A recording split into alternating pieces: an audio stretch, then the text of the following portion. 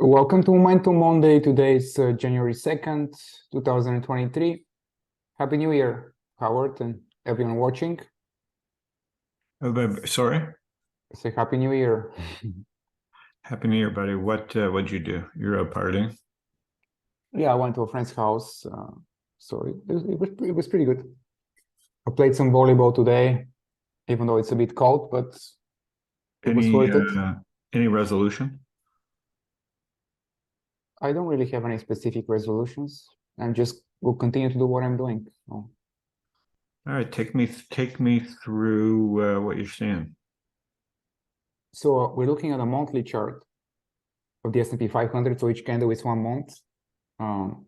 Each bar is 1 month. And as you can see in December, most stocks gave up their gains from November, kind of almost across the board. Here's the Nasdaq 100, the small caps, semiconductors, financials. Maybe the only exception is biotech, which, kind of went sideways again. But as you can see, biotech didn't really have a rally in What about October. healthcare XLV? What about XLV? In October and November, just like the rest. XLV a little bit better than the rest. Typically, yeah, healthcare is the only one that really large cap healthcare too. Defensive sectors do well when people expect low growth in general in the market, but also TOT interest rates are perking up again. As you can see, TOT is starting to give back gains, which was a factor for tech to. Yeah, that was going to be the one chart I would look at when you're done, but keep going. Probably the only positive factor was that the US dollar continues to pull back. I mean, obviously still in an uptrend, but it's pulling back 3 months in a row. And oil too. Oil too. I mean, oil is kind of holding. Oil got down to 70 in the 70s again. Yeah, for the most part, oil was pulling back too, but for the past month, it's basically almost unchanged. Kind of. It's well, that's the energy sector, but the price of oil went down to in the 70s. That's not really. That's just the ETF, isn't it? Yeah, but it's a decent representation. It kind of bounced, covered. It went down and it kind of bounced. Okay, keep going. So you were on the US dollar. You were on the US dollar. Yeah. So we mentioned that the US dollar is pulling back. This is typically positive for most stocks. But as you can see, it didn't really help in December. It didn't help in December, especially in tech. That's a divergence. It had been kind of like trading together, and then that really diverted. Yeah, tech has completely given back its gains. It's near its last year lows. So it'll be interesting to see January, February, if they can hold it, or they'll have another leg lower. I think the next earnings season starts in a couple of weeks with financials. Last earnings seasons, let's switch to weekly. Last earnings season, most financials actually rallied after their earnings. As you can see here, it was a pretty significant rally. So it will be interesting to see how this earnings season the market will react to banks' earnings, because interest rates are rising. Banks in general tend to make more money when interest rates are rising, as long as the economy doesn't enter into recession. So the way the market reacts, the way the market reacts to banks' earnings will kind of tell us if the market's really expecting recession or not. If you look at the 52-week high list, it's mostly either defense stocks like NOC or LMT, 52-week highs, or a consumer staple defensive stock, healthcare, as you mentioned, and probably half of them are biotech, just smaller biotech stocks setting up near 52-week highs. And obviously there are a lot of biotech conferences in January, so that might be a factor. But in general, the sector is holding better than the rest of the market. That doesn't mean that if the S&P has another leg lower, that those stocks are going to hold. But for the most part, if the S&P rallies, there is a chance that biotech might be among the leading stocks. Okay. What are you seeing? Well, I think everybody knows how bearish, not bearish, just how the price action has taken me out of things. So in December, beginning of December, I just took whatever other stocks that I just felt like, whether it be Zoom or it's just I took any tax losses I could. This is the lowest exposure I've had. I'm growth, so this is the lowest exposure. I think last year was the lowest exposure I had, and I still had a bad year. And then based on December, I'm different. I think people know I moved a lot to T-bills for a year or so in October. So it's the lowest equity exposure I think I've ever had in my adult life. I don't know what will get me back into equities, not because I'm bearish, just because I'm busy and I like the market. I like the seed market, and I just think there's so much more damage to come. So I'm going to share my screen here, Ivan. Just pull up. All right, let me stop sharing first, and then you can. Okay, now you can share.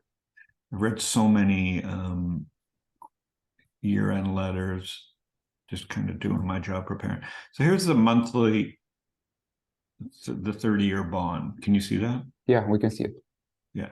So any kind of when you see that kind of trend break, I do think inflation won't be as bad as people think, but I think we're going to be living in some deglobalized, world where, we're dealing with wealth discrepancy. There's all kinds of new issues that are just. So I'm just super bearish just based on this chart. When you can go make 4.5%, almost 5% now 1 year paper, and you can go do 11 cap deals on simple real estate deals or 9 cap, I'll take that versus trying to make 12 to 15% in an index. And like I said, I like hard to pick stocks, and I kind of believe in indexes as you get older. So I think on this chart, rates are going to be a problem. Depends whose side you are for stocks for a long time. So that just is going to take. Again, I don't know. The Fed can do whatever it wants here, and that can change things, of course. But until the Fed gets back on side, and the good news is they're closer to being able to go back on side. They've raised rates so much that they have now room to switch. The problem is how much damage have they done moving this tanker? First not moving the tanker for so long, and then moving it as aggressively as they can, especially as the world changes. So this chart, until this heals, this is kind of a trader's market in as we've been saying, and I'm not good enough. The second chart, and I've been saying this because I would been selling Apple and all my but just taking my equity exposure down. Can you see this one? Yeah, we can see it. Yeah. So, and I agree with Justin here. I don't know who he is, but there's technically kind of stuff I've been looking at. Relative strength, we've seen this with Amazon and Facebook and Netflix, and Microsoft's held on well and Apple's held on well, but you can just see the heaviness in large cap, the nifty 50 of this era, right? And Warren Buffett owns 40%. So yeah, he could take his exposure up in the FANGs as they come down. So that'll cushion.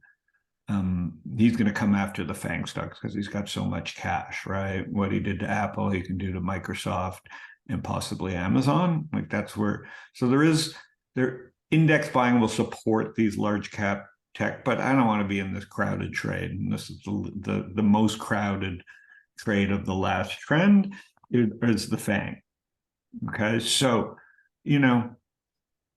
if you combine that with rates, I understand why people are hiding out in the big cap tech because they pay a dividend.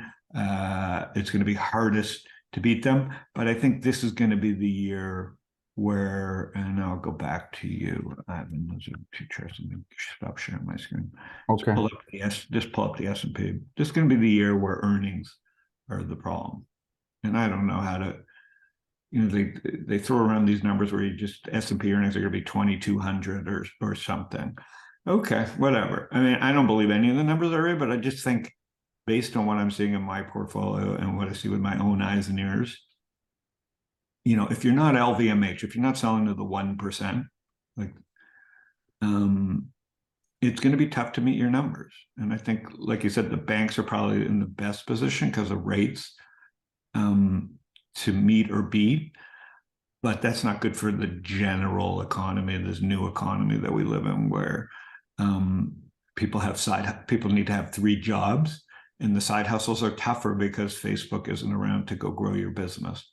So it's the same stuff we've been talking about, Ivan. It's just I'm trying to narrow it down to a couple charts to explain why it's tough for someone like me to own stocks when I have so many choices to go get 5 to 12% on my, what I would consider equity money, my long-term equity money. So, Yeah, I for you, it's completely different. understand. Yeah, completely Yeah. understand. If you're longer term investor, or even just trend follower, you probably need another leg lower in the S&P to just kind of consider to nibble something on the Go long back to side. the S&P. I mean, the hot hands that I had that were calling this year are super bearish still, right? But again, they're trend followers too in many ways, Yeah, right? there is a lot of recency bias, but there are some good Yep. reasons to remain bearish, at least in the medium term. Yeah, I just think earnings are now the question. And again, like maybe everybody reports, and again, we'll have to see how people react to the news. Maybe everybody reports bad earnings and stocks go up. That would be a good sign. But I think you got to wait until you see some numbers here, because I've just listened to people complain about airlines and how fucked up travel's been, and the weather's been shit, even in Arizona. I don't know what it's been in San Diego. So it's kind of been a shit December for weather. It's been cold the past couple of days, but it's not that bad. It's been cold in Arizona all month, and they rely on these months to do a lot of business. So I just think generally earnings are going to be tough. A lot more layoffs in tech. And again, I'm not saying I'm bearish. I'm just saying I don't think this is priced in, and that's yeah, what you could be right. Yeah. I think if you're if I was good, I would have gone to higher cash, March, April, but I took an extra 10-15% hit. And now seeing where rates are, and they're starting to accelerate again to the upside. I don't know if the Fed cutting makes that much of a difference, and it doesn't look like they're going to cut until the second half of last year. Yeah, probably not until March or April. Yeah. And what does that mean if they cut? Like, are they cutting for reasons because the economy needs it, or are they cutting for a reason because they say their jobs done? So if they cut saying, hey, listen, we still think there's a problem, but we want to get in front of this and not create like a recession, that'd be bullish. But if they cut because the market's crashing, I don't know. And I don't feel like with the S&P, pull up the S&P again, and where the Dow is too, but where the S&P is, I don't think it's like they got to cut because the market's down. I mean, the market's still, they did what their job was in March 2020, which was saving the market. And so what I would say is, if going back to my first podcast in March 2020, when I started Panic with Friends, if you had told me, listen, let's flash out to December 2022 in March of 2020, and I'm going to give you a trade to do S&P 3800, you would have fucking loved that trade. You would have said, I'll take that trade. Give me that pain trade right now. So it's not like there's a lot of room for the market to go down where the Fed doesn't have to do anything. It's just my thought. And that's what's worrying me. It just seems like everybody's kind of trading the Fed and not trading the earnings and the general malaise out there. But that's it. I agree. I mean, if you look at the earnings reactions, most of them are usually 1 to 2 days, and after that, breakouts have been failing for the most part. Yeah. And the other thing that I will say is, in my industry, prices, like, again, I'm C, but the prices aren't even close to where they should be. So, the private markets have lagged the public markets. So I still think prices are way too high in the seed market. And so I want to have powder dry, but those prices can adjust and like deal to deal. And my day job is to focus on that. So I'm super bullish on, if I invest in a company and I know the cap table and I know we are pricing it for US only, I can structure a deal. But it's very hard to price a company that's been priced in Web 2 pricing, like priced in an Uber world where the whole world is your customer. And I don't think it's that simple anymore. So it's like, if I can price a deal, which I can now, and talk to founders and say, listen, let's factor this escape velocity or the TAM of this market as being US market only or Southwest market only, then we can structure that deal. I don't feel that's factored into the S&P and to the NASDAQ 100. So hope I'm wrong. Like I said, this is great because I'm not betting against the market. I'm just like, I don't see a great reason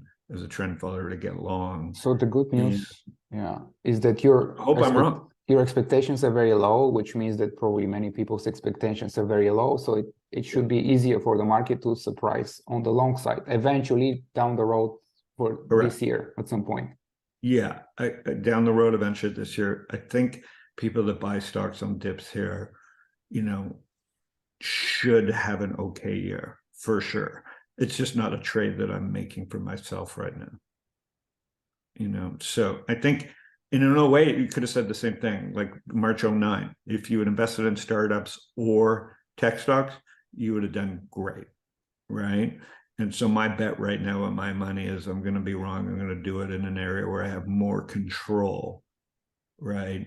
But if I'm right about being long startups, then the market should also have good returns as well. Yeah. And the added benefit of being in the markets versus startups is liquidity. Don't get me wrong. There's less risk in if I'm right in startups or you can structure good startup deals, then the indexes should do pretty well, but you get liquidity along the way. Yeah. How are you positioned? I'm still high cash. I will remain very tactical and just short term for the time being. Just short-term swing trades, some intraday trades. This is what has been working basically for the entire 2022, and it's very likely to continue to work in the next 3 months, just long and short, just doesn't matter. It'll be interesting to see in January if some of the worst hit stocks from last year are gonna bounce, because typically this is what we see. Yeah. Some of them already bouncing, like Tesla. Basically, that's a potentially bullish reversal candle last week. So I think it has. Yeah, I mean, unless they truly, that felt like a little bit of like margin selling. It could even have been Musk. Forced liquidation, yeah. Yeah, it feels like, I didn't play that trade generally. The stock like this. Generally with high cash, I'll play trades like that, especially since I had a lot of smart friends saying the relative strength got down to like 5 or 6 there. Yeah. So saying, these are the 5 worst performer on the S&P 500. I think these are stocks that you should be paying attention to. Generac. Oh, okay. What the hell do they do? Standby. Generac is so they make generators. Huh. I think there's always market for power generators. Okay, so Generac, wow, 580. Okay. So we have Match.com. And we have Align. I remember selling that at like 70 on 80 on the way up. Okay. Yeah, I mean, they were completely, as I said, the worst performer on the S&P. You have Align, you have Tesla, and then you have Silicon Valley Bank. I think these are the 5 worst performers, and some of them are kind of starting to, perk up. So typically when you especially for small caps, that this is very true, that were completely liquidated in the previous year. Some of them. Yeah, even by guys like me, tax loss. Significant bounces in January. So this is something that I will be paying attention to just as a short term. Yeah. Will you share that list on your notes so I can share it? Yeah, I'll mention. Okay. All right. Well, how about, I can't wait to do these another year. I mean, it's going to be one of those years where I'm more of a watcher, no matter what. I feel like my opportunities, I've kind of planned my 2023 to be on the sidelines and focus on interest rate stuff and some real estate and some weird seed projects. I just know that my year is going to be tough, so I'm not look forward to doing these weekly, but I don't think so. Maybe you'll be surprised positively. So let's finish with one last thing. For me, it's only good if the market goes up, no matter what job I'm in. Like, I want the market to go up, but the weight for me is like, I gotta wait till there's way better price trends. So let's finish on a positive note. Like, don't be afraid that you're gonna miss the next bull market, because it's a process. It's not an event. And even if you look at the price action in 2008, if you look at the price action in the first stocks that made new all-time highs in 2009, it was like Netflix and AutoZone and GMCR, which was later Green Mountain Coffee Roasters, which was later acquired by Coca-Cola. So they made the first stocks to make new all-time high, and then they went nowhere for months. So the bottom was in March, but it took like 4 or 5 months to really good setups. Oh yeah, and you could have bought in 2010 and at the 52-week high. So you don't need to be in rush. You don't need to be afraid that you're going to miss anything. Just pay attention, to price action. Yeah. And I think in bear markets, like I said, you got to think for people that have capital, indexes in a bear market are a much better way to look at markets. It's just so hard to stock pick when there's because of the high correlations. Yeah, it's very different. And that's a good point. Like the reason I do this is because it also helps with my private market investing. But looking at the markets every week, even if I'm very low, I think I'm like under 20%, like right around 20% exposure. But again, I have high exposure to high risk startups. So you're right. Like the bull market will show up. But what I worry about is like, first we had this story that there won't even be an end to this bull market because crypto is this whole nother generation. It was hard. I tried really hard to like understand it, and I still like NFT, the idea of it, but it still feels really, small and very, confined to some games and very still a toyish behavior for all the money spent. Then what's amazing to me is how fast the speculative fever is spread to AI, right? And how do you even play AI in the public market? It's like, so it's again this VC shell game of like, we've raised all this money, we get 2% either way, we got to put it to work, and that fever is still not gone. I think AI is pretty cool. It still feels much like a feature than for everybody to use, and that may be good for the economy, but it doesn't feel like it's something that like brings the whole market back up. I still think it's an interest rate world, and that the fact that everybody's thinking internally versus growth is a mindset that hasn't fully registered yet. All right, good job. Let's finish with that. And we'll see everybody next week, and Happy New Year. Happy New Year. All right.